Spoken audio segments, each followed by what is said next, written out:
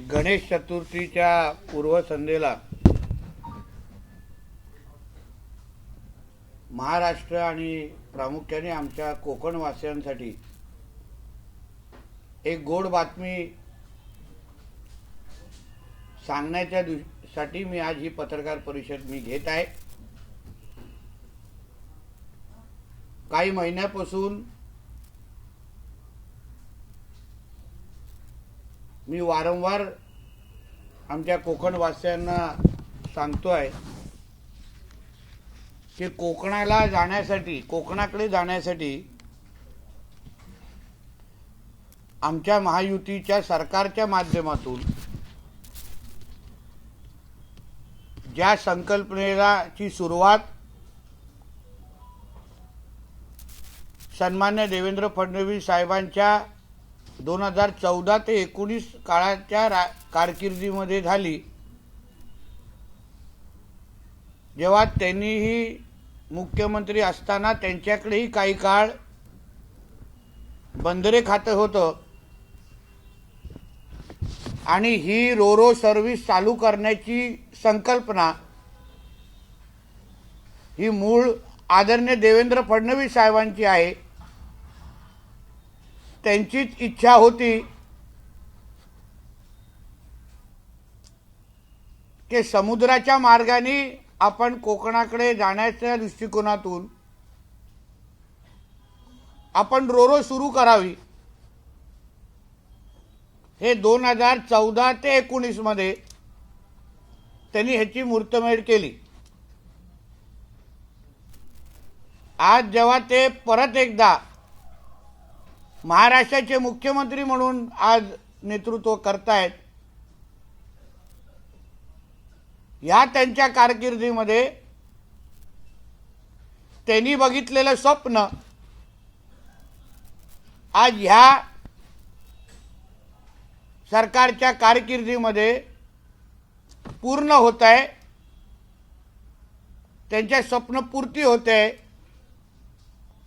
हे त्यांचा कार्यकर्ता म्हणून आणि त्यांच्या मंत्रिमंडळातला मंत्री म्हणून मला निश्चित पद्धतीने ह्याचा आनंद आहे। माझ्या हातामध्ये केंद्रीय मंत्रिमंडळ शिपिंग मंत्रालयाची आणि महाराष्ट्राच्या बंदर खात्याची परवानगी माझ्या हातात आहे। ही परवानगी M2M नावाची रोरो ही मुंबईपासून ते रत्नागिरीपर्यंत आणि मुंबईपासून ते सिंधुदुर्गापर्यंत चालवण्याची परवानगी आज आम्हाला कालच प्राप्त झालेली आहे। या परवानगी अनुसार M2M प्रिन्सेस नावाची ही जी बोट किंवा ही मोठी वेसल ज्याला त्याला म्हणतात, त्या संबंधित लागणाऱ्या जेवढ्या परवानग्या आहेत त्या सगळ्या परवानग्या आमच्याकडे प्राप्त झालेल्या आहेत। जवळजवळ 147 परवानग्या आम्ही केंद्रीय शिपिंग मंत्रालय आणि आमचं मंत्रालय मिळून आम्ही या सगळ्या परवानग्या मिळवल्या। त्याच्यामध्ये DG शिपिंगच्या परवानग्या आहेत, IRSच्या परवानग्या आहेत, M2Dचे परवानग्या आहेत, आमच्या महाराष्ट्र मेरीटाईम बोर्डच्या परवानग्या आहेत, मुंबई पोर्ट ट्रस्टच्या परवानग्या आहेत। अशा 147 टोटल परवानग्या आम्हा लोकांकडे प्राप्त आहेत, आम्ही मिळवलेल्या आहेत आणि आमची ही बोट कोकणाच्या दिशेने जाण्यासाठी सज्ज आहे। फक्त आज ज्या पद्धतीने वातावरण ढगाळ आहे, समुद्र थोडा बोलतो ना रफ ज्याला म्हणतात, फेअर वेदर हा जो मुद्दा आहे, त्यामुळे आम्ही काही दिवसासाठी थांबण्याचं ठरवलेलं आहे. आम्हाला कुठल्याही पद्धतीची रिस्क आम्हाला ही बोट चालू असताना घ्यायची नाहीये. कुठल्याही पद्धतीचा त्रास सामान्य नागरिकांना होऊ नये, यामुळे आजच्या पावसाळ्याचं एकंदरीत वातावरण पाहिल्यानंतर माझ्याकडे हवामान खात्याचा पण रिपोर्ट आहे. पुढचे काही दिवस ढगाळ वातावरण असो किंवा समुद्रामध्ये होणारी हलचल असो, समुद्रामध्ये मच्छीमारांना पण आम्ही सतर्कतेचा इशारा दिलेला आहे. आणि म्हणून आम्हाला अशा कुठल्याही पद्धतीची रिस्क घ्यायची नसल्यामुळे आमच्याकडे सगळ्या परवानग्या आहेत. पण आम्ही काही दिवस सप्टेंबर 1 किंवा 2 तारखेपर्यंत आम्ही थांबण्याचं ठरवलेलं आहे. एकदा समुद्राची परिस्थिती चांगली झाली, मग आम्ही ही M2M सर्व्हिस, M2M प्रिन्सेसची सर्व्हिस ही कोकण वासियांसाठी आणि महाराष्ट्राच्या लोकांसाठी आम्ही सुरू करणार आहोत. भाऊचा धक्का म्हणजे मुंबईपासून ते रत्नागिरी जयगड इथे आम्ही 3 ते 3.5 तासापर्यंत लोकांना घेऊन जाणार आहोत. आणि भाऊचा धक्का मुंबई ते विजयदुर्ग इथे 5 ते 5.5 तासामध्ये आम्ही लोकांना तिथपर्यंत घेऊन जाणार आहोत. या बोटच्या बाबतीमध्ये थोडी माहिती देत असताना दक्षिण आशियातील ही सर्वात वेगवान म्हणजे स्पीड असलेली ही बोट आहे. म्हणजे 25 नॉट्स ज्याला आपण म्हणतो. आता जी M2M फेरी प्रिन्सेस 1 जी तुम्हाला मुंबई ते अलिबागपर्यंत घेऊन जाते, ती ह्याच कंपनीची बोट आहे M2M प्रिन्सेस 1. आणि आमच्याकडे M2M प्रिन्सेस 2 जी आता इथून रोरो सर्व्हिस सुरू होणार आहे. आता जी ती M2M जी अलिबागपर्यंत जाते ती जवळपास 10 ते 15 नॉट्सची आहे. ही आपली बोट 25 नॉट्सची असणार, म्हणजे त्याच्यापेक्षा अजून वेगवान असणार. त्याच्यामध्ये विविध कॅटेगरी चे लोक म्हणजे क्लास असे बसवण्याचे त्याच्यामध्ये नियोजन आहे. त्याच्यामध्ये फर्स्ट क्लास आहे, त्याच्यामध्ये बिझनेस क्लास आहे, प्रीमियम इकॉनॉमी आहे आणि इकॉनॉमी आहे. म्हणजे आपण फ्लाईटमध्ये बसत असताना जसं आपल्याकडे कॅटेगरी असतात तसे कॅटेगरी या इथे उपलब्ध असणार.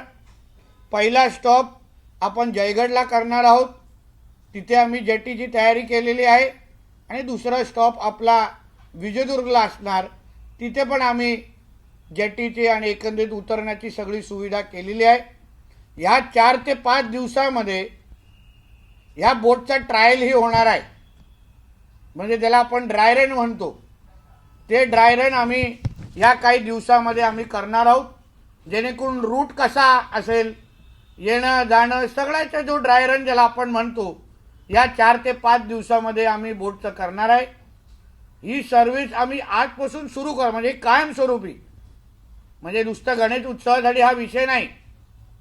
जसं कोकण रेल्वे आयुष्यभर आता सुरू आहे, त्याच पद्धतीने ही M2M फेरीची सर्व्हिस कोकण वासियांसाठी आयुष्य म्हणजे सलग सुरू करण्याचं आमच्या सगळ्यांचं नियोजन आहे.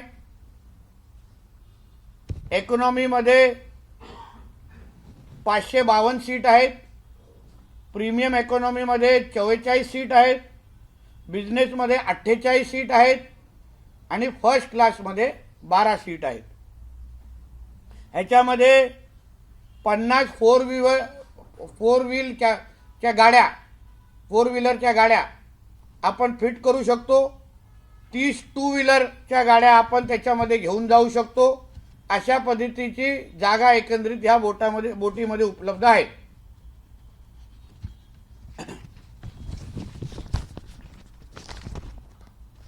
आता तुम्ही दराबद्दल तुम्ही मला विचाराल, याचे दर नेमकं किती. त्याची तुम्हाला सगळ्यांना उत्सुकता याची जाणीव मला आहे. कोकणातले काही आमचे पत्रकार मित्र बसलेत. हा का 5 दिवसानंतर जाईल गौरव करून, आणि हे शेवटचा गणेश उत्सव थोडी आहे. कोंडी कुठे झाला, कोंडी झाला नाही अजून. हा त्याच्यामध्ये इकॉनॉमीमध्ये जे सीट आहेत त्याला 2,500, premium economy 4,000, business class seat जे आहेत ते 7,500 आणि फर्स्ट क्लास आहे 9,000.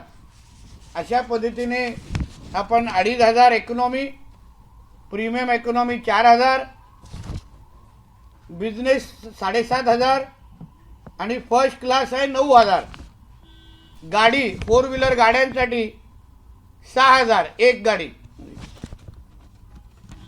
त्याच्यामध्ये विविध साईजच्या गाड्या आहेत, मीडियम, स्मॉल, त्याचे पण विविध रेट आहेत. सायकल घेऊन जायचं असेल तर 1,000, नाही बाईक घेऊन जायचं असेल तर 1,000, सायकल घेऊन जायचं असेल तर 600. मिनी बस घेऊन जायची असेल, नाही हसायचं नाही, खरंच मिनी बस आहे. मिनी बस घेऊन जायचं असेल तर 13,000 रुपये. 30 सीटरची बस त्याच्यावर घेऊन जायची असेल तर 14,500. 45 सीटरची बस घेऊन जायची असेल तर 17,000 आणि 45 सीटपेक्षाही जास्त मोठी बस घेऊन जायची असेल तर 21,000. एवढी मोठी साईजची ही बोट किंवा M2M ची नावाची आमची रोरो ही लोकांसाठी आम्ही येणाऱ्या काही दिवसामध्ये समुद्रामध्ये एकंदरीत वातावरण चांगलं झाल्यानंतर आमचे आदरणीय मुख्यमंत्री देवेंद्र फडणवीस साहेब, आमचे दोन्ही उपमुख्यमंत्री आदरणीय एकनाथ शिंदे साहेब, आमचे अजितदादा आणि मंत्रिमंडळाचे माझे सगळेच जे माझे मान्यवर आहेत, प्लस आम्ही याच्याबरोबर आमचे केंद्रीय शिपिंग मंत्री आदरणीय सोनवालजींचा पण आम्ही ते आमंत्रण दिलेलं आहे. तेही याच्यामध्ये उपस्थित राहणार आहेत. तो एक मोठा जंगी कार्यक्रम, कारण का कोकणाच्या इतिहासामध्ये खूप वर्षानंतर, मला वाटतं 30-32 वर्षानंतर, अगोदर खूप वर्षा अगोदर चालू होती, मला वाटतं काही दोन्ही जाणकार लोक सांगतील, 30-32 वर्षा 40 वर्षानंतर परत ही रोरो सर्व्हिस सुरू होते. आणि म्हणून आमच्या कोकणवासियांच्या दृष्टिकोनातून हे अतिशय महत्त्वाची घटना आमच्या सगळ्यांसाठी आहे. गणेश चतुर्थी सुरुवातीलाच मी ही गोड बातमी देत असल्यामुळे मला विश्वास आहे ह्या गणेश चतुर्थीला कदाचित मध्येच तुम्हाला इथे येण्या जाण्याची संधी भेटेल, पण त्यानंतरचा तुमचा प्रत्येकाचा प्रवास कोकणाकडे जाण्यासाठी तिथे आपण रस्त्याच्या माध्यमातून जातो, फ्लाईटच्या माध्यमातून जातो, रेल्वेच्या माध्यमातून जातो. आता अजून एक पर्याय आमच्या देवाभाऊच्या सरकारने आपल्या सगळ्यांसाठी उपलब्ध करून दिलेला आहे. म्हणून ह्याबद्दल तुम्हालाही आम्ही बोटवर लवकरच आमंत्रण काही दिवसामध्येच करणार आहोत. तुम्हालाही त्याचा अनुभव घेता येईल. बोटच्या एकंदरीत त्याचा अनुभव फिरून त्याचा कशी बोट असेल, काय बोट असेल ते ऑन द स्पॉट घेऊन जाण्याची आमच्या लोकांची तयारी आहे. आणि ज्यांना तिथूनच गावी निघायचं असेल तर त्यांना बॅगा घेऊन यावा. धन्यवाद. काय प्रश्न असतील तर विचारा.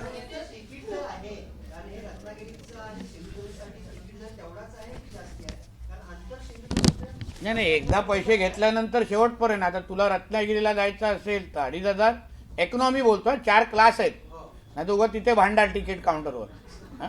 ते विषय नको. इकॉनॉमी, प्रीमियम इकॉनॉमी, आपण फ्लाईटमध्ये कसं जातो तसा विषय. एकदा इथून तिकीट काढल्यानंतर शेवटच्या स्पॉटपर्यंत तोच राहणार. बदलणार का मध्ये? तुला विचारणार की काय?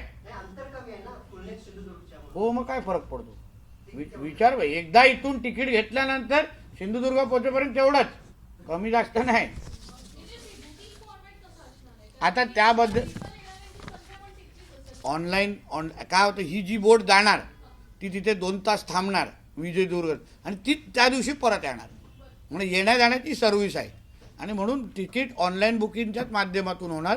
संबंधित ही जी कंपनी आहे M2M फेरी, हे त्याबद्दल तुम्हाला सगळी तांत्रिक माहिती उद्या परवा देतील, जेणेकरून बुकिंग कशी करायची, कुठून करायची, कुठल्या वेबसाईटवरून करायची, ही सगळी माहिती तुम्हाला मिळेल. तू आता उशीर आला ना, पहिले माहिती घे. VIP एंट्रीवाल्यांना मी नंतर उशिरा देत नाही माहिती. पाऊस थांबवशील का माझ्यासाठी? समुद्रामध्ये अगर काय बरं वाईट झालं, तुम्ही आमच्या मागे तुम्हीच ब्रेकिंग न्यूज चालवणार. म्हणून मी वातावरणात हवामान खात्याचाच रिपोर्ट आणलेला आहे. सागरजी, पुढच्या 4-5 दिवसामध्ये समुद्र खवळलेला आहे. आम्हाला कुठल्याही पद्धतीचा रिस्क घ्यायचं नाही. ही आयुष्यभरची सर्व्हिस फॉर एव्हर. म्हणजे आम्ही सरकार बदलत राहतील, पण ही M2M सर्व्हिस बंद होणार नाही. म्हणून आम्ही कुठल्याही पद्धतीचा रिस्क घेत नाही आहे. म्हणून थोडा वातावरण 3-4 दिवसात सुधरेल असं आम्हाला सांगितलं गेलेलं आहे. म्हणून 1 किंवा 2 तारखेला आमचा अशी तयारी आहे की त्या दिवशीपासून ही बोट सोडायची. कदाचित गौरी गणपतीच्या निमित्ताने आपण गावी जाऊ शकू, पण पुढच्या वर्षी अगोदरच जाऊ शकू, अशा पद्धतीची सर्व्हिस आहे.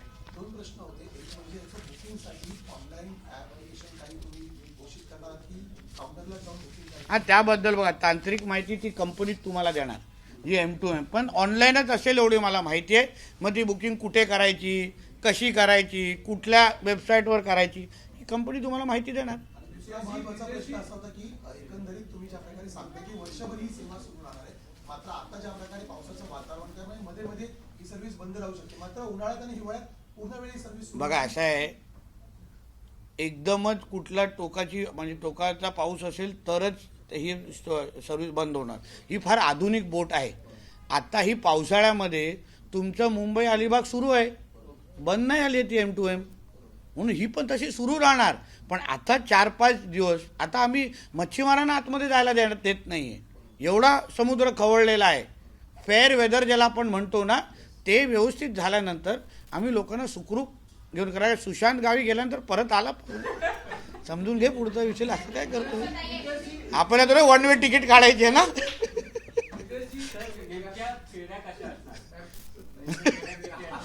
फेऱ्या कशात म्हणजे? अरे बाबा, इथून जी जाणार तिथे उदाहरण 3-3.5 तासात रत्नागिरी पोहोचणार, पुढून 4.5-5 तासात आपल्या सिंधुदुर्गात पोहोचणार. तिथे सगळ्यांना उतरवल्यानंतर 2 तास सर्व्हिसिंग व्यवस्थित सगळ्या गोष्टी साफसफाई होणार. 2 तासानंतर ती परत मुंबईला येणार रात्री. म्हणजे कदाचित त्याच दिवशी तू परत सकाळी जायचं, स्टोरी ब्रेक करायची, 2 दिवस गावी 2 तास गावी जायचं, परत रात्री यायचं. अहो ताई, ती बोटच एवढी आहे, 4 सोडायला गेलो ना तर समुद्र पुरणार नाही. तुम्ही विचार करा, मिनी बस किंवा 45 सीटरपेक्षा मोठी बस त्याच्यात फिट होते. म्हणून एकच बोट. आता आम्ही काय करतोय, अजून पण कंपन्या ह्याच्या बघितल्यानंतर आम्हाला अप्रोच झालेला आहेत की तुम्ही M2Mला कसं दिलं, आम्हालाही द्या. तर त्याही कंपन्याचं ॲप्लिकेशन आमच्याकडे आलं. ही काय जगातली एकमेव कंपनी नाही आहे की बाबा आम्ही हिलाच देणार. आता ओला, उबर, रॅपिडो आहे का ना तुमच्याकडे, तसंच ह्या क्षेत्रामध्ये पण अजून ज्या कंपन्या येतील त्या सगळ्या कंपन्याला आम्ही सपोर्ट करू. आज M2Mला करतोय, उद्या अजून 2-3 कंपन्या अगर आल्या तर मला आम्हालाही इथून ते बेलापूर घेऊन जायचं आहे, आम्हाला इथून ते रत्नागिरी जायचं आहे, त्यांना आम्ही परवानगी देऊ. मग टाइम स्लॉट वाटून देऊन टाकू. रत्नागिरी और सिंधुदुर्ग तक अभी तक मुंबई से 10 से 12 घंटे लगते हैं बाई रोड, लेकिन M2M सर्विस जो सरकार शुरू करने जा रही है उसकी क्या खासियत है, कितनी सीटिंग संख्या है और कैसे इसको ऑपरेट किया है? देखिए, हमारे देवेंद्र फडणवीस जी जब 14 से 19 के बीच में जब मुख्यमंत्री थे, तभी उनके पास ये बंदरे डिपार्टमेंट या मिनिस्ट्री थी. तभी उन्होंने इसका मूल जो इसके आइडिया है वहाँ से शुरू हुई. देवेंद्र जी की इच्छा थी कि मुंबई और कोकण के बीच का जो रास्ता है वो समुद्र के मार्ग अगर हम लोग जा सके तो उसका काफ़ी वक्त भी बचेगा और पैसे की भी बचत होगी. तो इसकी शुरुआत उन्होंने 2014 और 19 के बीच में की. उसके बाद ये सरकार वापस आने के बाद हमने उसके बाद जो प्रपोजल रखा था उसके ऊपर काम करने की शुरुआत हम लोगों ने की. पिछले 9 महीने तक 147 जो परमिशन है, अलग अलग टाइप के जो परमिशन है, हम लोगों ने निकाले, उसके ऊपर फॉलोअप किया। उसके लिए जो केंद्रीय मंत्री है हमारे सोनवाल जी, उन्होंने हमको इसमें काफ़ी मदद की, उन्होंने उसमें सहकार्य किया। और आज इस फाइनल परमिशन हम लोग को कल ही केंद्र सरकार और राज्य सरकार की इस माध्यम से हमको मिल गई है। अब इसके हम बोट चला आज ही भी ऑपरेट कर सकते हैं, मगर वातावरण में हवा जो कुछ बारिश का माहौल है, समुद्र में थोड़ा रिस्क फैक्टर है, इसके लिए हम लोग ने 3-4 दिन रुकने का हम लोग ने सोचा है। जब भी समुद्र की परिस्थिति अच्छी हो जाएगी 1 या 2 तारीख तक हम लोग इस बोट को छोड़ने की हमारी पूरी तैयारी है। आज अगर समुद्र की परिस्थिति अच्छी होती तो हम लोग कल ही छोड़ देते, मगर अभी परिस्थिति वैसी नहीं है, तो 3-4 दिन हमको रुकना पड़ेगा। 4-5 दिन के बाद हम लोग ये जो सर्विस है, जो हमेशा के लिए, सिर्फ गणेश चतुर्थी के लिए नहीं है, मगर हमेशा के लिए ये सर्विस हम मुंबईकरों के लिए, कोकण वासियों के लिए और महाराष्ट्र के लोगों के लिए लेके आ रहे हैं। कितना फेयर होगा? और चूंकि आपने बताया कि हाईवी साइज बोट है, इसमें मिनी बस और बस तक भी जा सकती है, तो इस तरीके से देखिए हमारी जो ये M2M प्रिंसेस, जो ये हमारी बोट है, रोरो सर्विस है, वो आपको मुंबई से रत्नागिरी सुबह 6:30 को छूटेगी। रत्नागिरी में 3.5-4 घंटे में पहुँचेगी। सिंधुदुर्ग में 5-5.5 घंटे में छूटेगी। 6:30 के छूटने के बाद आज अगर आपने देखा तो वंदे भारत जो सुबह 5 बजे छुट्टी है, हाँ, तो वो सुबह मुझे लगता है 8:30-9 को रत्नागिरी पहुँचती है और सिंधुदुर्ग करीब 12-12:30 बजे पहुँचती है। तो ये उससे भी फास्ट है इसके माध्यम से। और ये जो हमारी बोट है ये 12 नॉट, मतलब आज हमारे ही देश में इससे 25 knot, sorry, thank you, 25 knots इससे ज़्यादा स्पीड वाली बोट आज हमारे देश में नहीं है। सबसे ज़्यादा हाई स्पीड और हाई क्वालिटी वाली, और उसमें काफ़ी कुछ स्पेसिफिकेशंस है जो आज हमारे देश में किसी के पास भी नहीं। ऐसी मॉडर्नाइज बोट आज हमें कोकण की तरफ लेके जाएगी। इसके टिकट के बारे में जो आपने बोला है, गणेश उत्सव के वक्त जब इसकी इकोनॉमी की टिकट हमारी 2,500 मतलब 2,500, प्रीमियम इकोनॉमी मतलब 4-5 क्लास है। अपन फ्लाइट में जिस तरह बैठते हैं, economy, premium economy, business class, first class, उसी तरीके इधर है। आज जब भी गणेश चतुर्थी के वक्त हमें गांव में जाएंगे तभी 2,500 इकोनॉमी के लिए देना पड़ेगा, प्रीमियम इकोनॉमी के लिए 4,000, और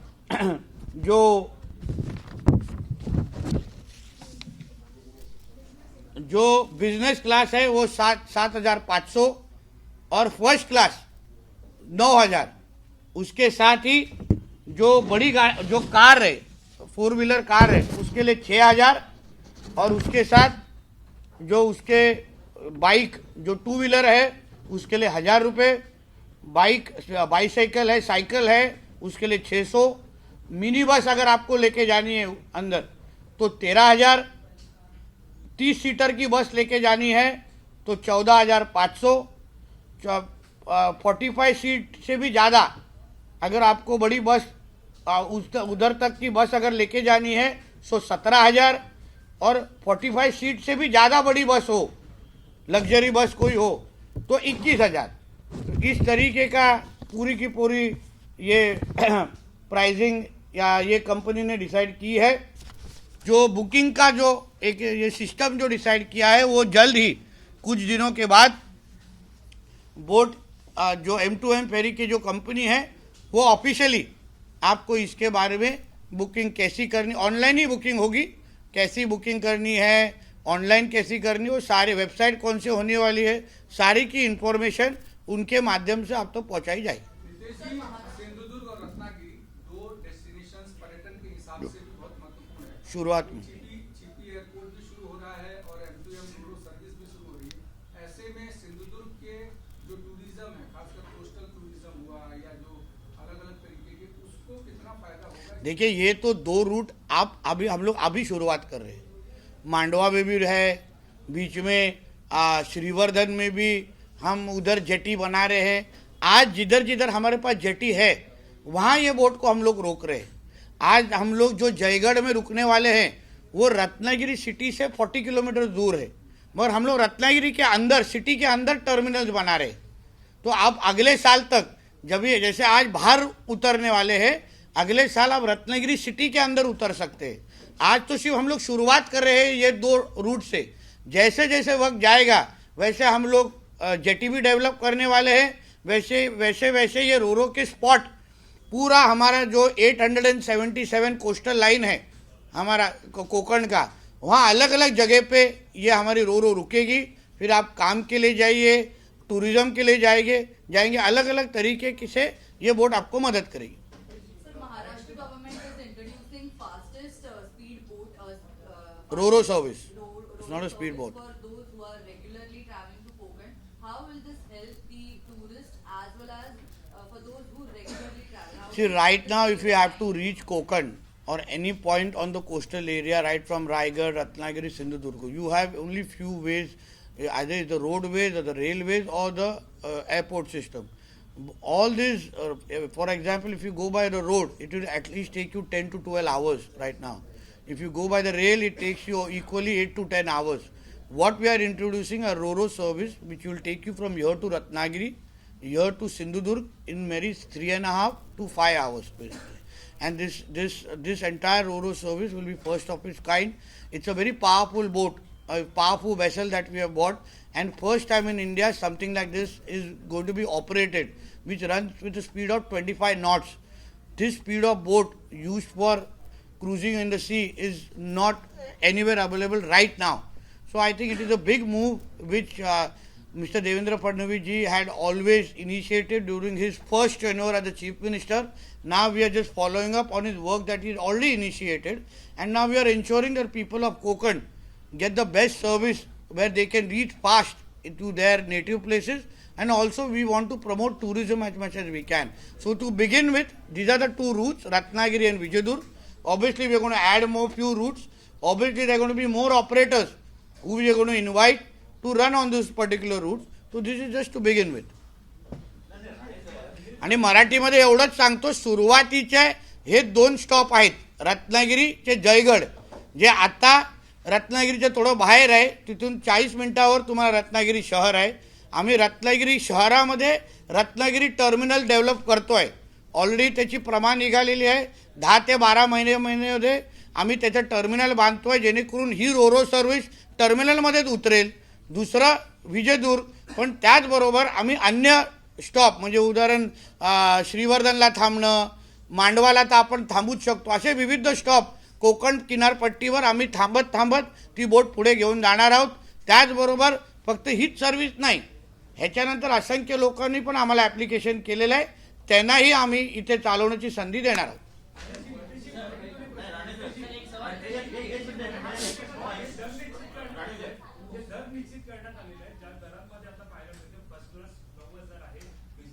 $7,500.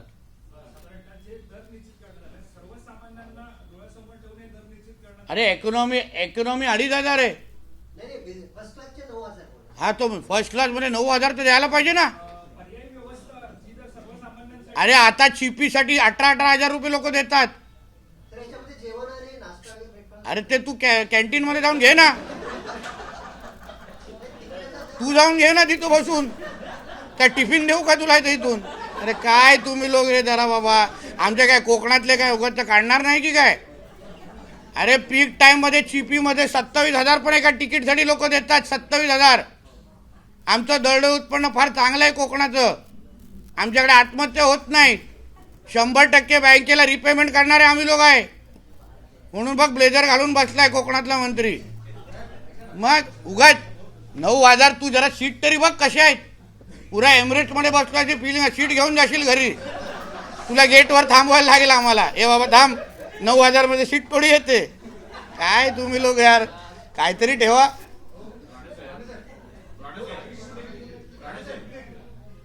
बोला सागर भाऊ.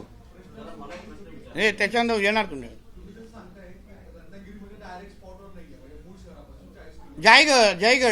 जयगडकडे जेटी आहे, तिथे आम्ही बसेस पण ठेवणार आहेत. तुम्ही जसं उतराल ना, तुम्हाला आम्ही बसेस ठेवणार.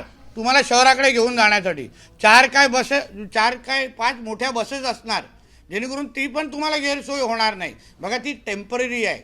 आमच्याकडे आता तिथे उतरवण्यासाठी जेटी तयार नाही आहे. जयगडची जेटी आहे, पण आम्हाला अजून सक्षम कायमस्वरूपी जेटी बनवण्याचं काम आमचं सुरू आहे.